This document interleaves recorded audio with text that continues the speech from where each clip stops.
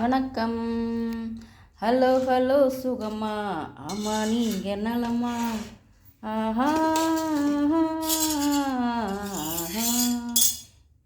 ஓ, பழைய பாட்டுங்க, நல்ல சாங். எனக்கு பிடிக்கும், உங்களுக்கு பிடிக்குமா? ஏங்க நைட்டு நெய் சோறு பண்ணேன்னா அது கொஞ்சம் இருக்குது.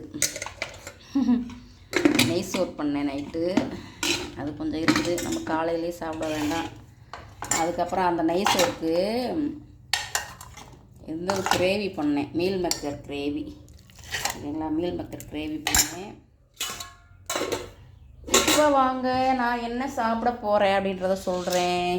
சுட சுட இட்லி. ஓகேங்களா, சுட சுட இட்லி. அப்புறமா சுரக்காய் சாம்பார் கொஞ்சம். ஓகே. அப்புறம் பார்த்தீங்கன்னா கோவக்காய் சட்னி.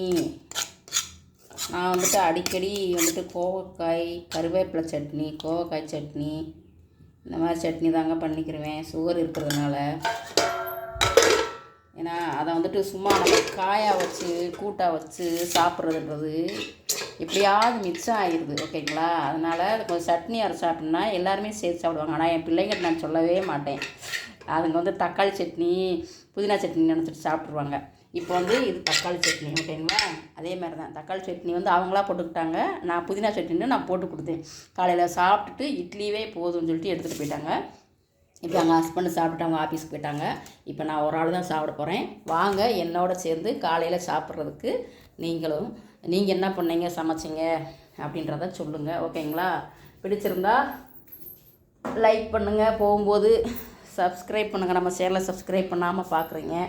ஓகேங்களா, பாய்ங்க, தேங்க்யூ ஃபார் வாட்சிங்க. இப்போ வாங்க, உங்களுக்கு இதில் எந்த சட்னி சாம்பார் இட்லிக்கு உங்களுக்கு ரொம்ப ரொம்ப பிடிக்கும் அப்படின்றதையும் சொல்லுங்கள்.